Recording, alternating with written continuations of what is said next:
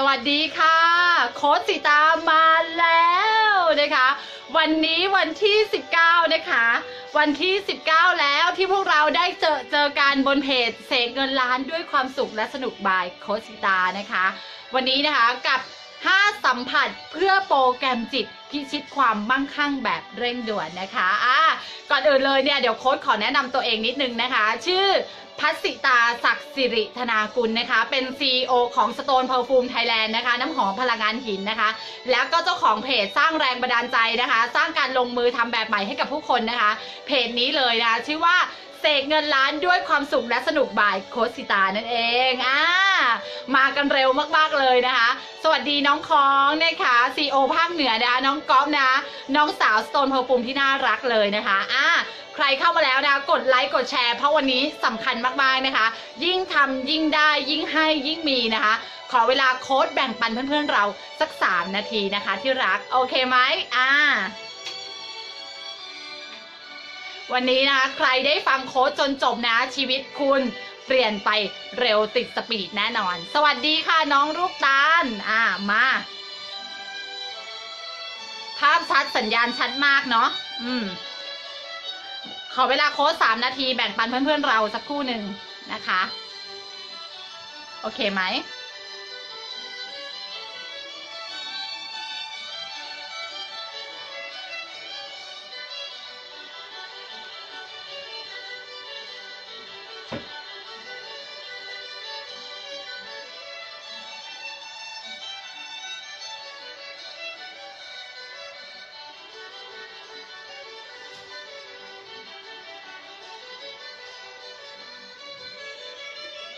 ชัดค่ะเยี่ยมเลยขอบคุณน้องลูกตานะคะขอเวลาโค้ชได้แบ่งปันเพื่อนๆเราสักครู่หนึ่งนะคะมาในช่วงเวลาที่เหมาะสมนะคะมาในช่วงเวลาที่ดีที่สุดนะคะขอเวลาโค้ชสักครู่หนึ่งนะขอเวลาโค้ชแบ่งปันแป๊บหนึ่งนะคะ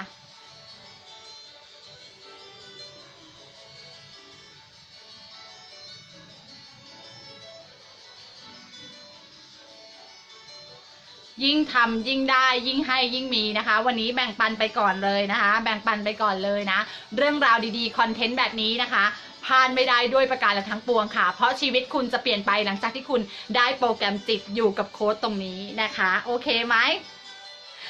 มา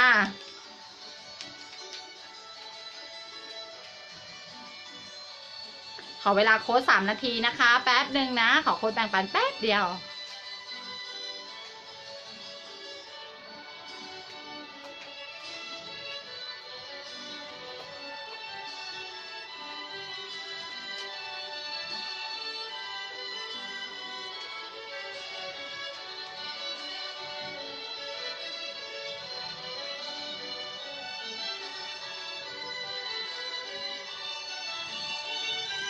สวัสดีค่ะหนูอิ๋วใช่ไหมคะโอเคเยี่ยมเลยค่ะน้องอิ๋วนะคะคุณอิ๋วนะคะสวัสดีค่ะพี่อนงมาทันโค้ดพอดีเลยเยี่ยมมากนะคะเวลานี้เป็นช่วงเวลาที่ดีนะคะนะคะเป็นช่วงเวลาที่ดีนะคะสวัสดีค่ะพี่ดวงเนตรมาขอเวลาโค้ดแป๊บหนึ่งนะขออีก2 นาทีนะคะเพื่อนๆบอกว่าตามหน่อยนะคะเพราะโค้ดมาไม่เป็นเวลานะคะโค้ดมักจะเป็นเซอร์ไพรส์คลิปนะคะสวัสดีค่ะพี่ตุ๊กค่ะสวัสดีค่ะพี่นิดหน่อยเยี่ยมเลยนะคะทุกคนพร้อมนะคะทุกคนพร้อมมากๆเลยโค้ดอยากให้คุณก่อนอื่นเลยยิ่งทำยิ่งได้ยิ่งให้ยิ่งมีค่ะคุณจงแบ่งปันเรื่องราวแบบนี้นะคะไปฟีดบน Facebook คุณนะคะเพื่อทับเรื่องราวลบๆที่คนอื่นเขากำลังสนใจกันแล้วเอาเรื่องดีเข้าไปบ่อยๆแน่นอนค่ะบุญกุศลนี้มันไม่ไปไหนละค่ะก็กลับมาที่คุณนี่เองนะกฎของกระจกนะคะสะท้อนกลับเสมอเราอยากได้คนดีๆมาเป็นกัลยาณมิตรเราจงแบ่งปันเรื่องราวดีๆนี้ไปบนหน้าฟีด Facebook ของเราค่ะโอเคไหมสวัสดีค่ะคุณจอมแจมพี่ดวงเนตรบอกรับลูกมาพอดีไลฟ์บนรถจอดแล้วค่ะ น่ารักจริงๆสวัสดีค่ะพี่แมว CEO สมุทรสาครน้องน้ำนะลูกสาวพี่ดวงเนตรบอกว่าครูมาแล้วแม่น่ารักมากเลย อ้อมบอกว่าเหมือนรู้ว่าโค้ชจะมาเลยค่ะน่ารักนะคลื่นเราตรงกันนะคลื่นเราตรงกันอ่ะเดี๋ยวขอโค้ชอีก1 นาทีนะคะขอโค้ชแบ่งปันเพื่อนๆเราแป๊บนึง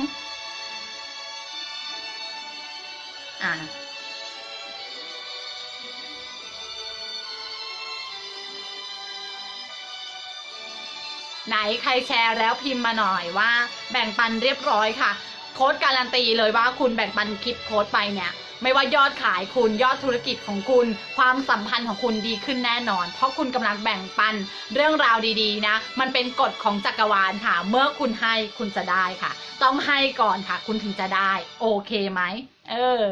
นะคะสวัสดีจ้าน้องตายสวัสดีจ้าน้องก๊อฟจ๋ามา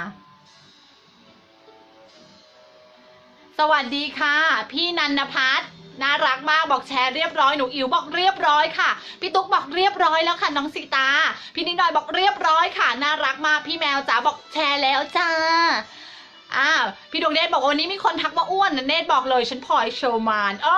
เลิศเชิดไปนะคะน้องก๊อฟบอกแบ่งปันเรียบร้อยค่ะสวัสดีค่ะคุณจุ๊บจิ๊บเย่มาทันพี่ดวงเนตรบอกแชร์แล้วค่ะน้องก๊อฟบอกแบ่งปันเรียบร้อยค่ะพวกคุณทุกคนทำไมน่ารักอย่างนี้เห็นไหมคุณรู้กฎข้อ1ค่ะอย่ากักนะคะอย่ากั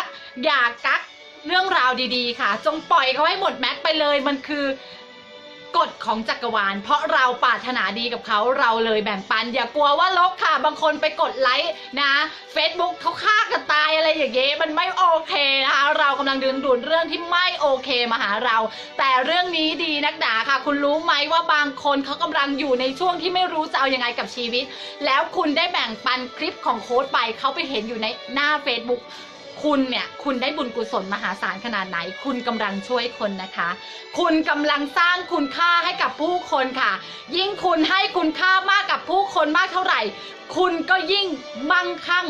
มากขึ้นเท่านั้นแน่นอนนะคะกฎย่อมเป็นไปตามกฎนะคะครูรุ้งมักจะพูดอย่างนี้เสมอนะคะอาจารย์ของโค้ชเองนะคะสวัสดีค่ะพี่รัตดาวันบอกแชร์แล้วนะคะน่ารักที่สุดพวกเราทุกคนน่ารักมากรับปรึกษาและขนย้ายเฟอร์นิเจอร์ทุกชนิดบอกแชร์เรียบร้อยค่ะยินดีค่ะน่ารักมากเลยโอเคนะโค้ดเริ่มเลยนะทุกคนพร้อมไหมพร้อมแล้วนะกดหัวใจรัวมาเลยใช่แล้วค่ะเรากำลังสร้างคุณค่าให้กับผู้คนนะคะยิ่งให้ยิ่งได้นะคะยิ่งทำคุณยิ่งทำคุณยิ่งได้ค่ะคุณยิ่งให้นะคะคุณยิ่งมีมั่งคั่งมากขึ้นเท่านั้นนะคะนะ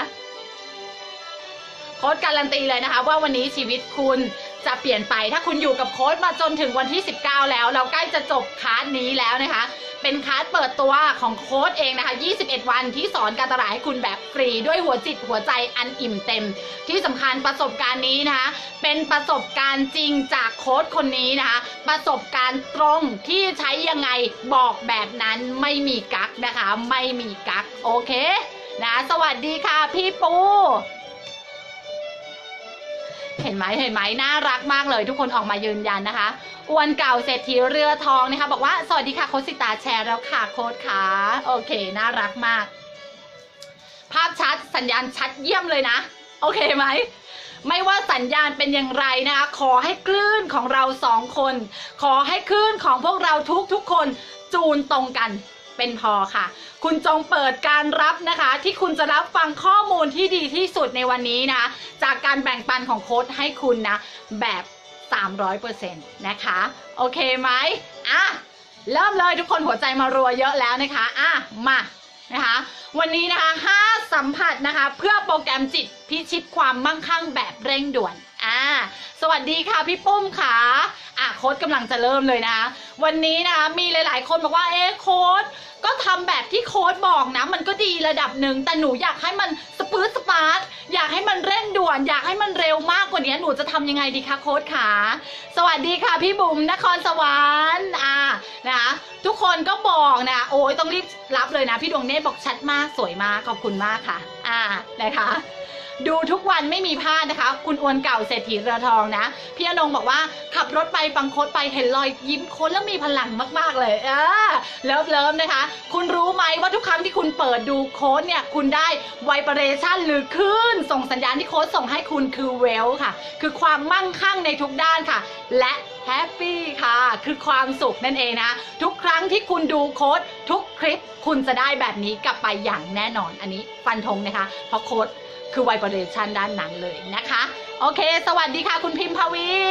สวยใสชัดเจนมากนะโอเคคิดถึงน้องตามานครสวรรค์รออยู่นะได้ค่ะพี่บุ๋มเดี๋ยวได้ไปแน่นอนโอเคนะมีเร่งด่วนด้วยใช่แล้วนะคะเป็นหลักการที่โค้ชใช้นะคะและพิสูจน์ให้คุณได้เห็นเลยว่า1 เดือนนะคะกับการที่โค้ชนะคะต้องบอกว่าก่อนที่โค้ชจะรู้จักครูรุ้งนะคะโค้ชติดลบนะคะ0นะคะมีเงินติดตัวในบัญชี20 บาทอย่าพูดว่าบัญชีดีกว่ามีเงินติดกระเป๋าตังค์20 บาทนะคะและเพียงช่วงระยะเวลาแค่1 เดือนนะคะแค่1 เดือนนะคะโค้ชสามารถนะคะสร้างรายได้7 หลักนะคะด้วยการใช้กฎของจักรวาลนะคะนี่คือหลักฐานตัวเป็นๆนะคะออกมายืนให้คุณได้รู้ค่ะเอ๊ะทำไมหนูได้น้อยกว่าโค้ชทำไมeverything จริงกับเบลนะคะวันนี้คุณจะได้คำตอบนะคะจากโค้ชสีตาเลยค่ะโอเคไหมกำลังหมดพลังเลยฟังโค้ชสมองโป่งทันทีเราต้องบอกว่าเดี๋ยวเราเนี่ยต้องมาชาร์จพลังนิดหนึ่งเราไม่หมดหรอกพลังเรามีเต็มที่อยู่แล้วนะแล้วบอกว่าเดี๋ยวเรามาชาร์จพลังเพิ่มได้อีกภาษาที่คุณพูดจงระวังนะโอเคนะโค้ชเริ่มเลยนะ พี่ฟ้าใสบอกมาแววสวัสดีค่ะพี่ยาวัยนีสวัสดีน้องชานะคะพี่น้องชาพี่ตุ๊กบอกขนลุกเลยค่ะน้องสิตาคุณรู้ไหมเมื่อคุณเนี่ยสัมผัสสะเทือนกับการพูดของโค้ดนั่นแปลว่าคุณกำลังดูดสัญญาณของความเป็น well and happy ไปที่ตัวคุณนะคะเพราะโค้ดเป็นคลื่นส่งสัญญาณแบบนั้นนะคะเมื่อไหร่ก็ตามที่โค้ดพูดแล้วคุณรู้สึกสัมผัสสะเทือนคุณจงรู้เลยค่ะว่าคุณกำลังจูนตัวคุณอยู่ในโฟลว์เดียวกับโค้ดนะคะโค้ดเนี่ยติดต่อกับจักรวาลได้เร็วมากเพราะผลลัพธ์มันชัดเจนมาก1 เดือน 7 หลักมันไม่ธรรมดาค่ะจากคนที่มีเงินติดกระเป๋า20 บาทนั่นมันคืออดีตค่ะเพราะโค้ดไม่รู้ว่าโค้ดไม่รู้อะไรค่ะโค้ดไม่รู้หลักการใช้งานของเจ้ากฎจักรวาลค่ะก็ยังคงใช้ชีวิตทำงานหนักๆทำงานเหนื่อยโพสต์มั่วโพสต์ซั่วขายอะไรไปก็ได้ให้ชีวิตมันรอดไปวันๆนะคะนั่นแหละคือเมื่อก่อนนะแต่นิวสิตาคนนี้นะหลังจากคลอดออกมาจากท้องของครูรุ้งนะคะครูของโค้ดเองนะคะแม่คนที่2ของโค้ดเองนะคะก็กำเนิดเจ้าสีตาน้อยนะคะผู้มีพลังบวกค่ะผู้มีพลัง well and happy นะคะผู้มีพลังนะแห่งการสร้างเสกนรมิตใครก็ได้ที่อยู่กับเพจของโค้ดนะโค้ดมั่นใจว่าคุณฟังโค้ดแล้วคุณเอาไปทำตามได้แบบเร็วมากเพราะโค้ดเป็นคนหนึ่งที่พูดไทยและแปลเป็นไทยได้เข้าใจง่ายสุดๆโอเคไหมโอเคไหมสวัสดีค่ะพี่รัตดาวันเริ่มเลยนะ ขนหัวลุกค่ะน้องอ้อมบอกนะเยี่ยมมากโอเคคนเริ่มเลยนะคะวันนี้นะคะสิ่งที่คนทั่วๆไปกับคนที่เขาเป็นสัมผัสกับกฎจักรวาลได้เร็วขึ้นได้เร็วนะเขามี key to success ของเขานะคะวันนี้โค้ดเองนะมันเป็นเทคนิคส่วนตัวของโค้ดนะคะกับการ5สัมผัสที่ทำให้คุณจูนกับจักรวาลติดแบบสปื๊ดสปาร์ตแบบเร่งด่วนบางคนนะคะทำบ้างบางข้อเดี๋ยวคุณจะรู้ว่าคุณทำอะไรแต่สำหรับโค้ดทำหมดเลยค่ะ5สัมผัสนี้แล้วโค้ดทำทุกวันเจ้ากฎของจักรวาลเนี่ยมันไม่ได้ต้องการให้คุณนะคะหักโหมค่ะแต่ต้องการความสม่ำเสมอค่ะย้ำอีกครั้งนะคะไม่ได้ต้องการให้คุณหักโหมค่ะเปลี่ยนไปเลยค่ะชีวิตนี้ไม่เอาแล้วอย่ามาพูดลบกับฉันตีคล้องร้องเปล่าไม่ใช่ค่ะแต่กฎของจักรวาลคือการที่เขากำลังดูคุณในความสม่ำเสมอค่ะแล้วคุณคู่ควรหรือไม่คุณฝึกจริงจังหรือเปล่าคุณทำสม่ำเสมอหรือไม่นี่คือ key to success นะคะโอเคไหมคะพี่จุ๊บจิ๊บบอกฟังง่ายหนักแน่นจริงจังชอบค่ะโอเคนะคะเยี่ยมเลยนะคะมาต่อเลยนะคะทีนี้เนี่ยสิ่งที่โค้ชจะแบ่งปันพวกเราทุกคนเป็นสิ่งที่โค้ชใช้จริงนะแล้วโค้ชได้ผลเร็วมากเพลง Canon เนี่ยเป็นเพลงของชีวิตของโค้ชเลยนะ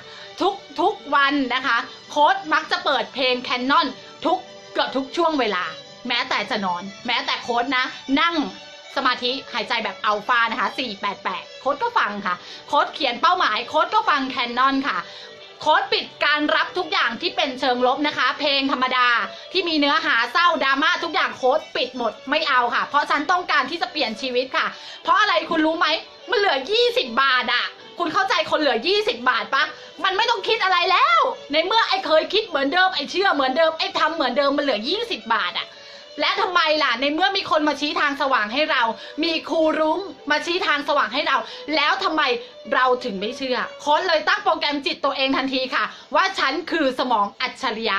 ฉันดูดซับข้อมูลทั้งครูบัณฑิตครูรุ้งกูรูระดับโลกกูรูระดับประเทศฉันดูดและจดจำได้อย่างดีเยี่ยมรวมถึงใช้งานได้แบบยอดเยี่ยมด้วยนะโค้ดโปรแกรมตัวเองแบบนี้คุณไม่ต้องแปลกใจว่าทำไมเห็นโค้ดแล้วเหมือนเห็นครูรุ้งภาคเข้มแข็ง บางคนบอกครูรุ้งภาคไวละอ่อนก็มีนะคะสิ่งที่โค้ดเป็นคือโค้ดตั้งโปรแกรมเลยว่าสิ่งที่ครูรุ้งเป็นโค้ดเอาทั้งหมดโค้ดรับทั้งหมดครูบัณฑิตเป็นยังไงโค้ดเอาทั้งหมดอะไรที่ดีโค้ดบอกฉันเอาฉันรับฉันชอบฉันซื้อฉันเอาแบบนี้เลยนะฉันรู้ด้วยว่าฉันเป็นได้ฉันมั่นใจว่าฉันทำได้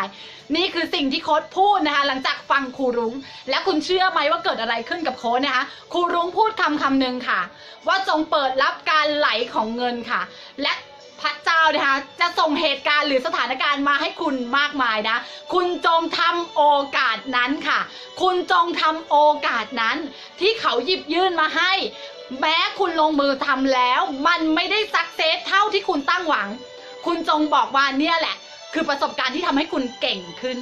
โค้ดนะคะจึงมองหาค่ะโอกาสทุกโอกาสที่เข้ามาเสนอเวลานั้นแล้วคุณรู้ไหมว่าโค้ดเจออะไร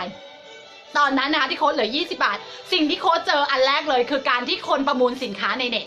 คนประมูลสินค้าในเน็ตนะคะเขาส่งเหตุการณ์แบบนี้คือโค้ดไม่รู้เลยว่าไลฟ์สดเนี่ยมันเอาไว้ประมูลด้วยยังไม่เคยเจอนะคะณเวลาตอนนั้นนะคะโค้ดก็เลยคิดว่าเฮ้ยสิ่งนี้ฉันทำได้เพราะอดีตเดิมเนี่ยโค้ดก็เคยเป็นเจ้าของธุรกิจเจ้าของร้านอาหารร้านเสื้อผ้าร้านสปาร้านเครื่องสำอางนะคะเลยคิดว่าเฮ้ยฉันมีความรู้ความสามารถนี่งั้นฉันลองทำคุณรู้ไหมว่าจากเหลือเงิน20 บาทวันเดียวเนี่ยโค้ดสามารถสร้างรายได้ 20,000 บาทจากการที่โค้ดประมูลสินค้านะคะเครื่องสำอางด้านจึงเป็นนะคะจุดเริ่มต้นเล็กๆของเจ้าโค้ดสิตาคนนี้นะคะหลังจากนั้นโค้ดเปิดรับอีกค่ะว่าพระเจ้ามาเสนออะไรให้โค้ดอีกนะคะโค้ดเรียนรู้ค่ะพัฒนาตัวเองนะทำนะแล้วโค้ดก็ได้เจอบางอย่างนะที่ทำให้นะการเรียนรู้ของโค้ดก้าวกระโดดได้แบบเร็วมากๆนะถ้าใครที่ติดตามโค้ดนะคะตั้งแต่วันที่1ถึงวันที่19คุณจะได้ยินโค้ดพูดเสมอนะคะว่าแก่นของกฎของจักรวาลคือการที่คุณต้องมีความสุขค่ะและอารมณ์ของคุณต้องดูอารมณ์ของคุณต้องรู้สึกกับอารมณ์ของคุณต้องสังเกตอารมณ์ของคุณอย่าปล่อยให้มันห่อเหี่ยวหมดอีกแล้วพลังโอ๊ยทำไงดีโอ๊ยทำไมมีคนมาลุมเล่าหนี้สินโค้ดไม่เคยเป็นแบบนั้นแม้มีหนี้อยู่ตรงหน้าโค้ดไม่รู้สึกโค้ดคิดว่าทุกอย่างมีทางออกฉันเจอทางสว่างแล้วโค้ดรักษานะคะรอยยิ้มโค้ดรักษาหัวใจอันเบิกบานของโค้ดแล้วคุณรู้ไหมว่าอะไรมันเกิดขึ้นหนทางมันก็เปิดสว่างเมื่อประตูบานที่1เปิดออกประตูบานต่อไปก็เริ่มเปิดออกและเปิดออกค่ะสวัสดีค่ะคุณอุจุงนะคะโอเคไหมสวัสดีค่ะคุณชุลารักคุณจุรารักใช่ไหมโอเคไหมต่อเลยนะหลังจากนั้นเนี่ยคุณรู้ไหมว่าโค้ดทำอะไรนะคะโค้ดนะดูดแก่นมาหมดเลยนะคะรู้แล้วว่า key to success ที่แท้จริงคือเราต้องสนุกเราต้องควบคุมความรู้สึกเราให้ได้แล้วสิ่งที่เราปรารถนามันจะมาแบบสปื๊ดสปาร์ตมาแบบเร่งด่วนมาแบบติดเทอร์โบค่ะหลังจากนั้นโค้ดลงลึกนะคะลงเรียนคอร์ส LOA กับครูรุ้งนะคะแล้วคุณรู้ไหมเกิดอะไรขึ้นอีกคะมีเหตุการณ์สถานการณ์นะคะทำให้โค้ดนะคะได้ขายไอเดียธุรกิจค่ะโค้ดได้วางไอเดียธุรกิจ Stone Perfume นะคะเพิ่งเปิดตัวเมื่อวันที่9 ธันวาคมนะคุณรู้ไหมว่าตั้งแต่โค้ดยังไม่ได้มีสินค้าเลยโค้ดแค่วางไอเดียลงไปมีผู้ร่วมหุ้นกับโค้ด6 คนลงทุนโดยที่โค้ดไม่ได้ลงทุนเลยทุกคนเต็มใจที่จะร่วมลงทุนกับโค้ดเพราะเชื่อมั่นในโค้ดคุณเห็นไหมคะไอเดียเงินล้านบันเจิดค่ะเพราะสิ่งที่เราทำเรารู้แก่นของจักรวาลแล้วค่ะเรามีความสุขเรามองหาโอกาสเรามองหาแพชชั่นสิ่งที่เรารักสิ่งที่เราชอบซึ่งเดี๋ยวโค้ชจะบอกนะไอเดียนั้นมันคืออะไรนะแต่วันนี้อุบไว้ก่อนเพราะเรามาเรื่องนี้ก่อนฉันมีสมองเงินล้านเยี่ยมค่ะ คุณปีดาวันสวัสดีค่ะ คุณน้องใช่ไหมคะคุณดาวค่ะโอเคอยากติดตามโค้ดเยี่ยมเลยคนลุกอีกแล้วพี่นงบอกว้าวฟังโค้ดแป๊บเดียวลูกค้าโทรมาไปลากรถมาซ่อมเลยเยี่ยมนั่นแหละค่ะเมื่อคุณฟังโค้ดนะคะสัญญาณหรือคลื่นส่งสัญญาณมันจะดึงดูดค่ะเพราะโค้ดเป็นคลื่นแห่งเวลและแฮปปี้นะโอเคนะต่อเลยนะคะและสิ่งที่โค้ดเขียนเป้าหมายไปสิ่งที่โค้ดอยากจะเป็นทุกสิ่งทุกอย่างคุณรู้ไหมว่าโค้ดใช้วิธีการดึงดูดหรือสั่งจักรวาลโค้ดทำแบบไหนนี่แหละค่ะคือสิ่งที่โค้ดจะให้วันนี้พวกคุณเรียนและแอคชั่นไปพร้อมกับโค้ดเลยคุณพร้อมนะคุณพร้อมนะพี่ฟ้าใสกับน้องใบบุญนะพี่นุ๊กสวัสดีค่ะคุณพร้อมนะกดหัวใจรัวๆเลยเดี๋ยวโค้ดขอเปิดแคนนอนแป๊บนึงแคนนอนหายนะสนิทกันถึงติดว้าวใช่ไหมคะขออนุญาตยืมคำครูรุ้งนะคะเราก๊อปปี้คนสำเร็จแบบ100%นะโค้ดเนี่ยไม่ได้ก๊อปปี้100หรอกค่ะโค้ดเนี่ยโค้ดสิตาเนี่ยตัวก๊อปปี้300%เลยนะคะแต่เรามักจะมีสไตล์ของเราจริงไม่จริงโค้ดสิตาและครูรุ้งมีความระไม้คล้ายกันค่ะแต่เอกลักษณ์ใครเอกลักษณ์คนนั้นนะเรามีจุดเด่นเรามีความพิเศษไม่เหมือนกันเพราะพระเจ้าสร้างให้เรามาไม่เหมือนกันนั่นเองโอเคทุกคนพร้อมนะคะกับ5สัมผัสเพื่อโปรแกรมจิตพิชิตความมั่งคั่งแบบเร่งด่วนโอเคนะคะเมื่อคุณได้สิ่งที่คุณปรารถนาแล้วคุณเขียนสิ่งที่คุณปรารถนาแล้วเอาใหม่นะเมื่อคุณเขียนสิ่งที่คุณปรารถนาคุณตั้งเป้าหมายใหม่คุณไม่โฟกัสปัญหาค่ะคุณกำลังโฟกัสความเปลี่ยนไปของคุณคุณกำลังโฟกัสเรื่องราวดีๆที่เข้ามาหาคุณคุณกำลังเปิด mindset คุณใหม่ค่ะคุณกำลังดึงดูดเรื่องราวที่คุณอยากจะได้เข้ามาคุณเขียนมันมาค่ะในลิสต์นะคะในลิสต์ของคุณหรือกระดาษนะคะเขียนมาเลยว่าคุณอยากจะเป็นแบบไหนคุณอยากจะมีหน้าตาแบบไหนคุณอยากจะมีการเงินแบบไหนคุณอยากจะมีธุรกิจแบบไหนใครล่ะที่เข้ามาร่วมธุรกิจกับคุณจงเขียนมันนะเมื่อคุณเขียนมันได้แล้วนะคะให้คุณสัมผัสที่1นะคะคือสัมผัสด้วยการพูดสิ่งที่ปรารถนาเช่นโค้ดพูดกับตัวเองว่าฉันเนี่ยมีมันสมองระดับจีเนี่ยฉันเนี่ยมีสมองอัจฉริยะฉันเนี่ยคนหมื่นล้านนี่พูดไปเลยค่ะไม่ต้องแคร์ใครเพราะเราพูดกับตัวเราเป้าหมายเราจะเป็นยังไงไม่ต้องแคร์ค่ะไม่เกี่ยวกับจำนวนค่ะเกี่ยวกับความรู้สึกคุณถ้าคุณพูดแล้วคุณรู้สึกเยี่ยมนั่นแหละค่ะใช่ไหนคุณพิมพ์มาให้โค้ดดูซิว่าคุณพิมพ์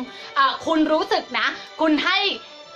ความหมายของตัวคุณว่ายังไงพิมพ์มานะพิมพ์มานะอย่างโค้ดเนี่ยโค้ดจะบอกว่าฉันเนี่ยเป็นบุคคลสำคัญของประเทศฉันเป็นบุคคลสำคัญของโลกฉันคือครูผู้เปลี่ยนชีวิตผู้คนนับล้านคนคนที่เป็นลูกศิษย์ฉันทุกคนมั่งคั่งและมีความสุขธุรกิจที่ฉันรักประสบความสำเร็จและเติบโตขึ้นทุกวันชีวิตครอบครัวของฉันมีความสุขเติมเต็มมากขึ้นทุกวันฉันและครอบครัวฉันได้ใช้ชีวิตอย่างลักชัวรี่ทุกวันฉันรู้อย่างแน่ชัดว่าฉันคือคนที่เปลี่ยนชะตาชีวิตของโลกคุณใส่โปรแกรมอะไรให้กับคุณไหนพิมพ์ให้โค้ดฟังสิฉันเห็นอย่างทะลุปุโปงว่า 3-6 เดือนนี้เจ้าสีตาคนนี้คืออายุน้อย100 ล้านคุณใส่ตัวคุณใส่ภาษาคุณตั้งโปรแกรมกับคุณว่ายังไงคุณพิมพ์มาให้โค้ดอ่านหน่อยคุณพิมพ์มาให้โค้ดหน่อยเพราะภาษาที่คุณสื่อสารกับตัวคุณมีผลและมีอิทธิพลมากๆกับตัวคุณพี่ติ๊กบอกว่าติ๊กเป็นคนที่เปลี่ยนวิถีชีวิตครอบครัวให้สุขสบายเยี่ยมนะน้องตายบอกฉันมีธุรกิจ100 ล้านและเติบโตขึ้นเรื่อยๆเยี่ยมนะคะพี่แมวบอกฉันเป็นคนที่ทำอะไรก็ประสบความสำเร็จทุกอย่างสบายแจ๋วเลย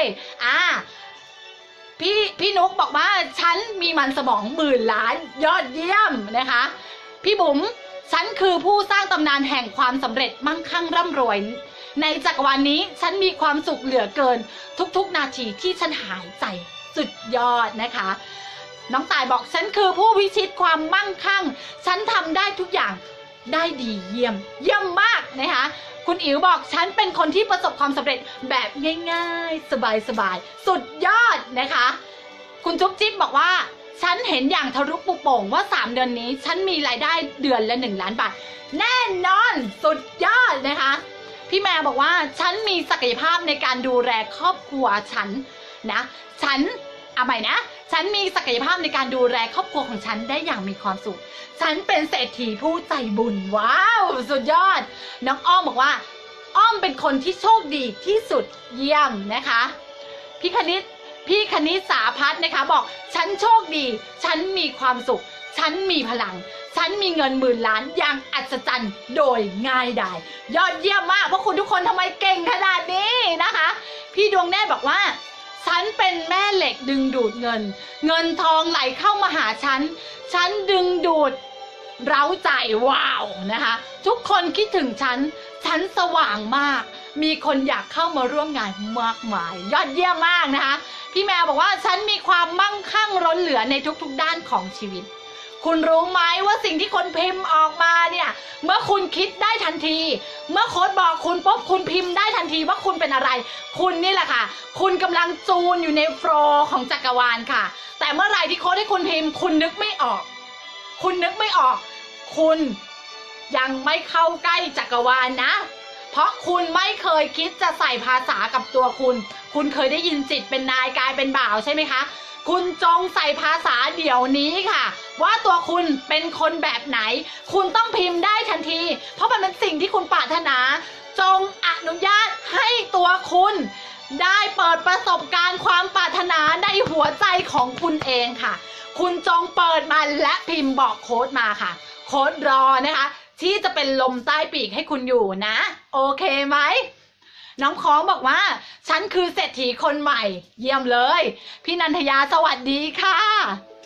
พี่อนงบอกฉันอยากมีเงินปลดหนี้อันนี้นะถ้าเอาว่าคำว่าปลดหนี้มาอันนี้โค้ดให้เทคนิคว่าพี่อนงเปลี่ยนคำพูดนิดนึงนะคะว่าฉันมีเงินมากมายเหลือเฟือเปลี่ยนใหม่หนี้มันหมดอยู่แล้วนะอย่าเอาคำว่าหนี้มาถ้าเราไม่อยากดึงดูดหนี้นะคะ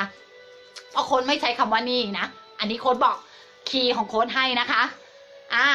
พี่ดวงเนตรบอกว่าสุดยอดและมีความสุขที่สุดเยี่ยมมากนะคะ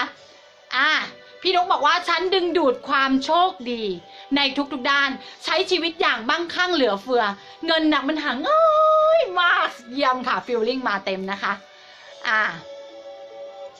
โค้ดกำลังให้อ้อมใส่ภาษานะลูกนะอ้อมเข้ามาไม่ทันใช่ไหมโทรศัพท์ล่วงโอเคโค้ดกำลังบอกเราว่าให้เราพิมพ์นะสิ่งที่คุณปรารถนาอย่างแรงกล้าว่าคุณจะเปลี่ยนไปแบบไหน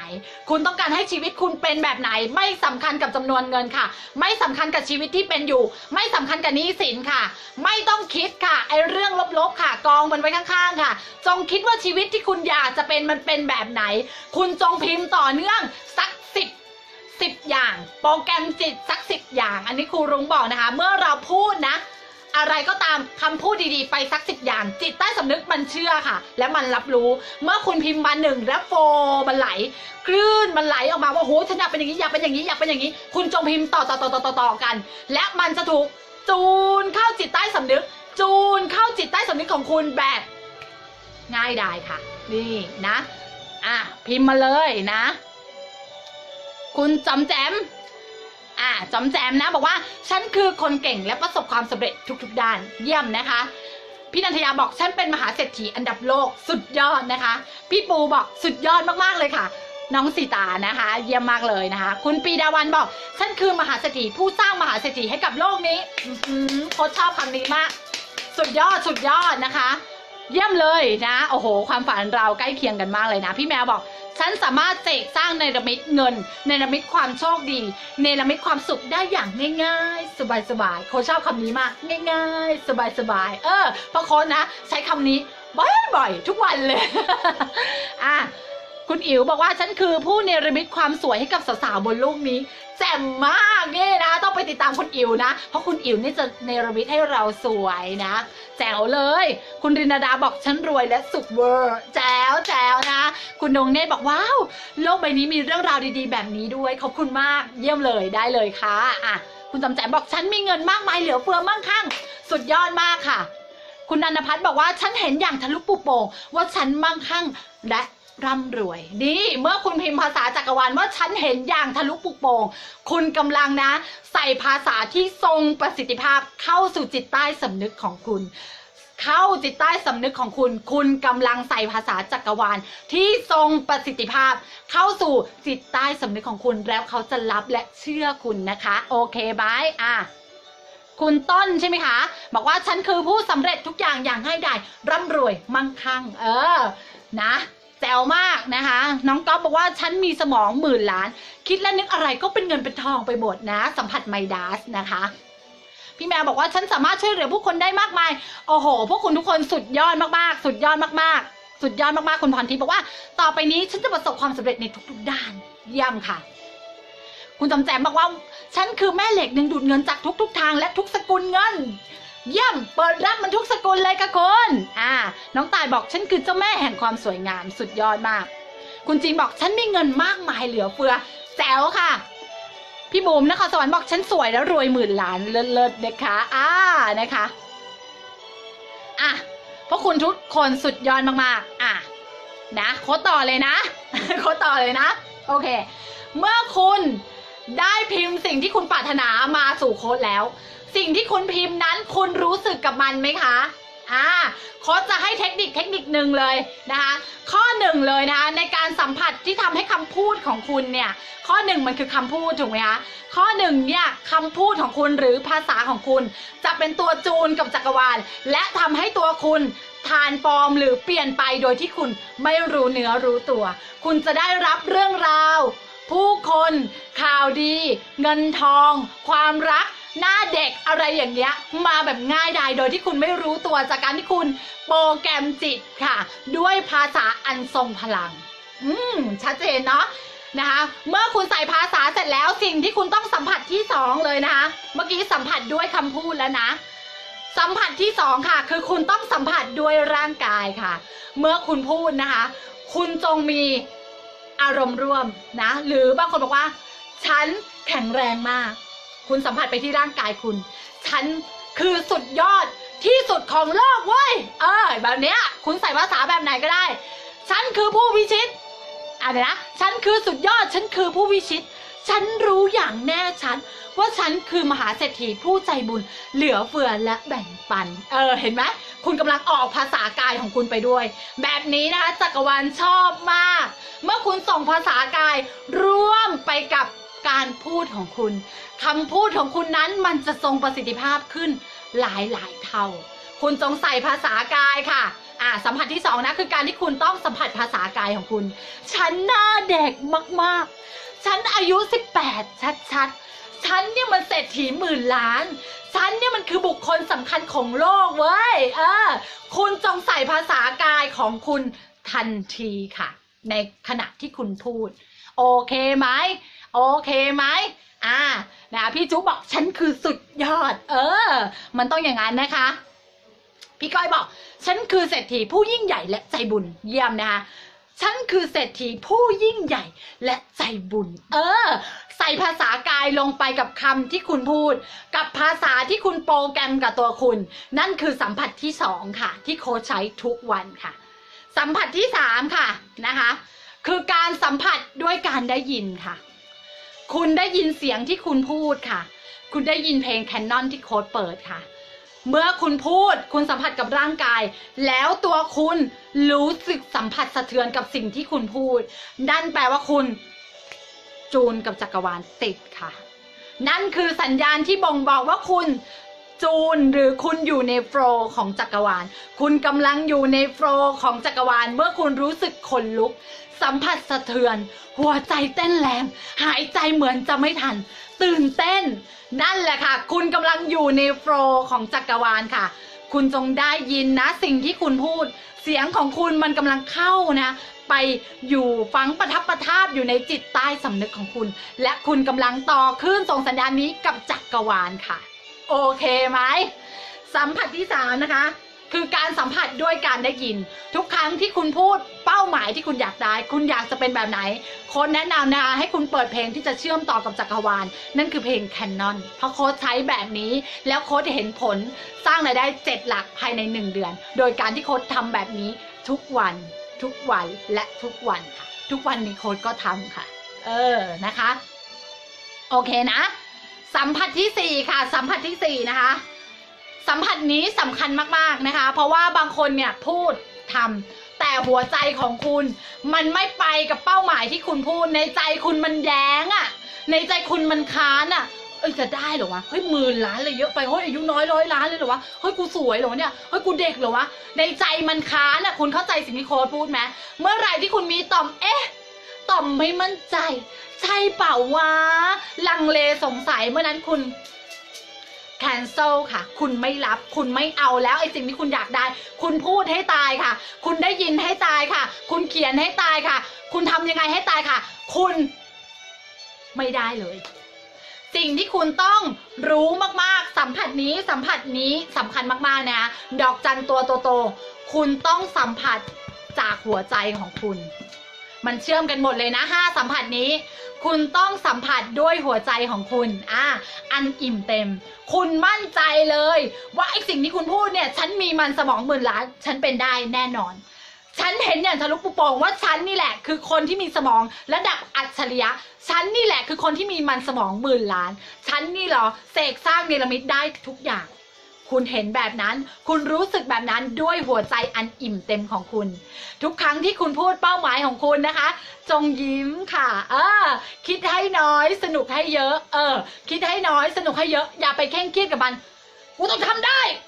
กูนี่แหละทำได้กดดันค่ะรู้สึกไม่ปล่อยวางรู้สึกไม่โอเคนะคะคุณจงรู้สึกนะคะอิ่มเต็มยิ้มทุกครั้งที่พูดเป้าหมายฉันมีความสุขที่สุดเลยเฮ้ยทำไมชีวิตฉันมันเพอร์เฟกต์ขนาดนี้ทำไมจักรวาลส่งแต่คนดีๆมาให้ฉันคุณพูดไปด้วยหัวใจอันอิ่มเต็มยิ้มหัวใจอันอิ่มเต็มสำคัญนะสัมผัสด้วยหัวใจนะคะนี่คือสัมผัสที่4โอเคไหมนะคะสัมผัสอันอิ่มเต็มนะโอเคพี่พิมพวีบอกสัมผัสด้วยหัวใจที่อิ่มเต็มเยี่ยมมากนะคะพี่นันทยาบอกหัวใจฉันพองโตที่ทุกครั้งที่คิดถึงเป้าหมายของฉันเยี่ยมนะคะพี่ทิพย์บอกสวยชอบจังขอบคุณมากค่ะพี่ปุญญวีบอกสวัสดีค่ะโค้ชสิตาครั้งแรกที่ได้ฟังสดพวกคุณนะคะตบมือนะคะด้วยการกดหัวใจรัวต้อนรับพี่ปุญญวีเข้าสู่ครอบครัวเซกเกอร์ลานด้วยความสุขและสนุกบายโค้ชสิตานะคะกดหัวใจรัวมาต้อนรับเพื่อนหน่อยนะคะต้อนรับเพื่อนหน่อยทุกคนน่ารักเราคือครอบครัวเดียวกันเราคือกัลยาณมิตรกันนะคะคนที่ได้ฟังโค้ชทุกคลิปนะคะตั้งแต่วันที่1ถึงวันที่19นี้โค้ชมั่นใจว่าคนหลายๆคนเปลี่ยนไปเยอะมากๆแล้วทุกคนอินบ็อกซ์มาขอบคุณโค้ชนะคะเข้าใจกฎจักรวาลอย่างท่องแท้เข้าใจกฎแรงดึงดูดอย่างท่องแท้ดึงดูดยอดขายหลายแสนแล้วค่ะโค้ชดึงดูดนะคะตอนนี้แฟนพูดดีๆกับหนูลูกหนูก็น่ารักนะคะคุณมาเล่าเรื่องราวให้โค้ชฟังมากมายนะคะเยอะเหลือเกินนะคะคุณก็รู้ตัวค่ะว่าคุณเปลี่ยนไปคุณรู้ตัวค่ะว่าคุณดีขึ้นคุณรู้ตัวค่ะว่าคุณเริ่มมั่งคั่งขึ้นทุกวันคุณรู้ตัวค่ะว่าคุณมีความสุขขึ้นตั้งแต่เข้าไปฟังย้อนหลังมาหลายครั้งชอบค่ะโอ้โหพี่ปุญญวีบอกโค้ชน่ารักเลิฟเลยนะคะโอเคต่อเลยนะสัมผัสสุดท้ายนะคะที่สำคัญนะ5สัมผัสนี้สำคัญหมดถ้าคุณใช้สัมผัสนี้พร้อมกับการพูดเป้าหมายของคุณนะคะอะไรก็ตามที่คุณปรารถนามันรวดเร็วสปื๊ดสปาร์ตติดเทอร์โบโอเคไหมข้อ5นะคะข้อ5นะคือคุณต้องสัมผัสด้วยการเห็นค่ะ visualization การเห็นในที่นี้คุณจะหลับตาแล้วพูดเป้าหมายของคุณหรือคุณลืมตาแล้วพูดเป้าหมายของคุณแล้วคุณเห็นภาพตัวคุณในขณะที่คุณลืมตาคุณเคยมีเหตุการณ์สัมผัสที่6ไหมคะเช่นร้านอาหารนี้ไม่เคยไปค่ะไม่เคยไปเลยแต่คุณไปเจอเคยไปนี่หว่ามันเคยเกิดขึ้นในความคิดแล้วนะคะเมื่อคุณคิดว่าคุณเป็น10,000 ล้านเนี่ยคุณมีมันสมอง10,000 ล้านคุณจงเห็นภาพมันด้วยรู้สึกไปเลยค่ะว่าบ้านที่คุณอยู่มันขนาดไหนคนรายได้10,000 ล้านชีวิตครอบครัวคุณแฮปปี้นะคุณลักชัวรี่ในทุกด้านชีวิตคุณมั่งคั่งในทุกด้านคุณมียอดขายวันละ100 ล้านชิ้นอย่างเงี้ยคุณรู้สึกยังไงนะคุณเห็นภาพการสั่งออเดอร์ซ้ำ ใครที่ทำธุรกิจเครือข่ายอยู่คุณเห็นภาพค่ะคนนะที่เขากรอกใบสมัครกับคุณเป็นร้อยเป็นล้านแอปคุณปิดประกันนะคะยอดล้านหนึ่งยอด10 ล้านยอด15 ล้านยอด20 ล้านเห็นไปเลยค่ะโอ้ยรถที่คุณขายอยู่บางคนเป็นเซลล์คุณเห็นเลยค่ะว่าเมื่อค่าคอมของคุณมันออกมาเนี่ยตายค่าคอม500,000ค่ะคุณเห็นมาเป็นภาพแบบนั้นเท่าไหร่นะคะว้าวมหัศจรรย์เกิดขึ้นเร็วมากเพราะนี่คือ5สิ่งที่โค้ชทำทุกวันซ้ำสม่ำเสมอพอเป้าหมายที่เราตั้งมันได้แล้วโค้ชก็อัพเลเวลเป้าหมายใหม่นะคะขอบคุณนะคะจักรวาลขอบคุณกฎของแรงดึงดูดขอบคุณครูนะคะที่ประสิทธิ์ประสานวิชาจนมาเป็นเจ้าโค้ชสีตาวันนี้นะคะขอบคุณครูบัณฑิตขอบคุณครูรุ้งนะเมื่อคุณได้เป้าหมายแล้วคุณจงขอบคุณสำนึกรู้คุณด้วยหัวใจอันอิ่มเต็มแล้วคุณจะขยายมันอีกค่ะคุณขอบคุณยอดเงินของลูกค้านะที่โอนมาแม้เพียง100คุณจงคิดว่ามันเป็น1 ล้านแม้เพียง 1,000คุณจงคิดว่าเนี่ย1,000 ล้านชัดๆคุณจงรู้สึกไปกับมันความรู้สึกมาก่อนความจริงมาที่หลังข้อนี้โค้ชโคตรเข้าใจเพราะโค้ชใช้ทุกวันสิ่งที่โค้ชบอกคุณเป็นประสบการณ์ตรงของโค้ชสิตาโค้ชถ่ายทอดคุณแบบไม่กักค่ะโค้ชทำอะไรได้ผลลัพธ์บอกคุณอย่างไม่อั้นนะคะโอเคไหมนะคะตอนนี้นะคะคุณรู้อยู่แล้วหน้าเพจของโค้ชนะคะโค้ชเปิดคอร์สการกุศลนะคะ Action to Wealth นะคะใครที่ยังไม่ได้ลงเรียนรีบสมัครนะคะคอร์สการกุศลนะไม่มีขั้นต่ำนะคะดูอย่างชื่อนะ Action to Wealth นะคะโค้ชจะสอนให้คุณทำนะลงมือทำแล้วมั่งคั่งด้วยนะคะการเทรนจากโค้ชนะคะเราจะเทรนบนกลุ่มปิดนะคะสอนบนออนไลน์นี่แหละบริจาคเท่าไหร่ก็ได้สำหรับใครที่ยังไม่ได้ลงทะเบียนคอร์สนี้นะคะแล้วรู้สึกโค้ชจ๋าอยากลงจากอินบ็อกซ์นะโค้ชค่อยๆทยอยตอบใจล่มๆเพราะโค้ชทำทุกอย่างด้วยตัวโค้ชเองนะคะโปรดิวเซอร์ด้วยตอบด้วยทุกสิ่ง everything จิงกะเบลนะคะฉะนั้นนะคะโค้ชรู้ว่าพวกคุณนะรีบที่จะสำเร็จนะโค้ชตอบทุกคนและโค้ชดึงทุกคนเข้ากลุ่มแน่นอนนะคะและที่สำคัญนะคะเร็วๆนี้นะคะโค้ชจะเปิดคอร์สพิเศษนะคอร์สพิเศษนี้เหมาะกับใครนะคะเดี๋ยวแป๊บนึงนะโค้ชคิดชื่อไว้แล้วนะคะคอร์สพิเศษนี้นะเป็นคอร์สที่โค้ชจะถ่ายทอดนะคะว่าเฮ้ยโค้ชสิตาโค้ชจะแกะรอยตัวโค้ชเองนะคะว่าสร้างธุรกิจเงินล้านยังไงนะไอเดียธุรกิจอะไรนะถึงจะได้หลักล้านนะภายใน1 เดือนนะสร้างธุรกิจหลักล้านยังไงแล้วโค้ชทำยังไงโค้ชแกะรอยตัวโค้ชนะคะซึ่งคอร์สเนี้ย เป็นแอดวานซ์คอร์สนะคะโค้ชจะ personal coaching ส่วนตัวและติดตามผลให้คุณ 1-3 เดือนส่งคุณจนถึงเป้าหมายของคุณซึ่งคอร์สนี้เป็นคอร์สพิเศษที่โค้ชตั้งใจทำแต่โค้ชไม่รับมั่วซั่วโค้ชรับเฉพาะคนที่ดูคลิปโค้ช21 วันครบแล้วเท่านั้นนะคะใครดูไม่ครบ21 วันขออนุญาตไม่รับเพราะว่ามันไม่เชื่อมต่อกันโอเคไหมเพราะบทเรียนนั้นมันเป็นบทเรียนที่โค้ชจะเชื่อมต่อกับคุณได้ทันทีแล้วโค้ชการันตีเลยค่ะว่าการที่คุณนะได้มาเรียนกับโค้ชส่วนตัวนะคุณสามารถจับเงินล้านจากโลกออนไลน์ได้แบบโค้ชมากกว่าโค้ชเป็น100เป็นพันเท่านะคะคอร์สนั้นนะคะมีชื่อว่าอยากฟังไหมกดหัวใจมาก่อน คอร์สนี้เหมาะกับคนนะคะที่อยากมีธุรกิจของตัวเองเหมาะกับคนนะคะที่กำลังมองหาบางสิ่งบางอย่างอยากสร้างธุรกิจบนโลกออนไลน์โค้ชแต่ไม่รู้จะสร้างอะไรดีโค้ชนะคะสามารถดึงศักยภาพในตัวคุณนะคะให้คุณสร้างรายได้บนโลกออนไลน์หลักล้านได้คอนเฟิร์มด้วยหัวใจของโค้ชเองนะคะด้วยประสบการณ์ของโค้ชเองโค้ชจะแกะรอยตัวเองว่าเฮ้ยสิตาทำยังไงวะทำไมเดือนเดียวได้รายได้7 หลักนะที่ไม่ใช่เลข1ด้วยนะทำยังไงนะพวกคุณจะได้รับรู้และได้เรียนคอร์สนี้แต่โค้ชขออนุญาตรับเพียงแค่20 คนเท่านั้นโค้ชจะติดตามผลคุณนะคะภายใน3 เดือนโค้ชการันตีว่าพวกคุณทุกคนนะคะฟรีบวกกำไร 300% อย่างแน่นอนคอร์สนี้ชื่อว่าไอเดียสร้างธุรกิจเงินล้านกับการใช้กฎจักรวาลดึงดูดค่ะใครอยากเรียน อร์สนี้นะคะมีข้อแม้คุณต้องเรียนย้อนหลังนะ21 วันของโค้ดนะบนเพจเนี้ยฟรีอันนี้21 วันนี้ฟรีแต่คอร์สแอดวานซ์คอร์สนี้นะคะไอเดียสร้างธุรกิจเงินล้านกับการใช้กฎจักรวาลดึงดูดนี้นะคะรับแค่20 คนเท่านั้นเต็มขออนุญาตปิดรับนะคะนี่คือในรุ่นหนึ่งคุณจะเติบโตมั่งคั่งอย่างแน่นอนนะคะโค้ดบอกเลยนะคะว่าการที่คุณจะลงทุนที่คุ้มที่สุดคือการที่คุณลงทุนให้ตัวคุณได้เปิดศักยภาพตัวคุณให้คุณได้เติบโตในสิ่งที่คุณรักในสิ่งที่คุณชอบแล้วรู้ไหมว่าสิ่งที่คุณรักสิ่งที่คุณชอบสามารถสร้างไอเดียธุรกิจให้คุณได้รายได้หลักล้านเหมือนโค้ดนะคะเตรียมตัวเลยนะสำหรับใครนะที่อยากเปลี่ยนแปลง20 วัน20 คนโค้ดรับ20 คนเท่านั้นสำหรับ Personal Coaching นะคะเรียนบนโลกออนไลน์โค้ดนะคะจะ follow up คุณนะคะ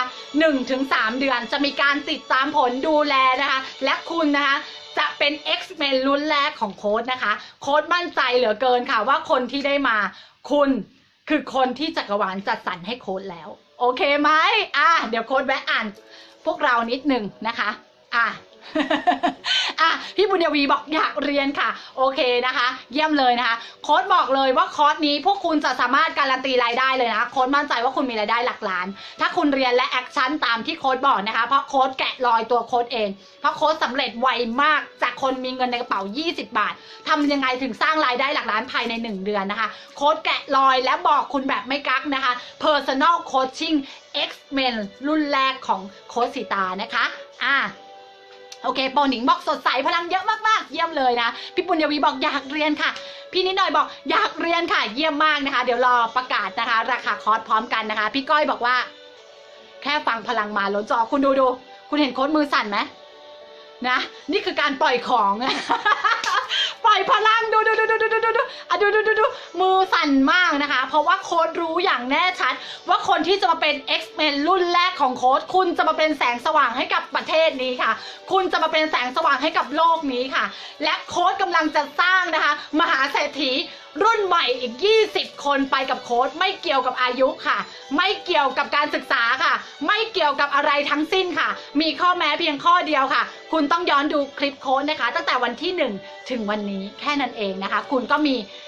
การที่เดี๋ยวโค้ดขอสัมภาษณ์อีกนิดนึงถ้า mindset คุณผ่านนะคะโค้ดจะรับคุณเข้ามาเรียนนะเลือกด้วยนะคะเลือกลูกศิษย์ด้วยนะ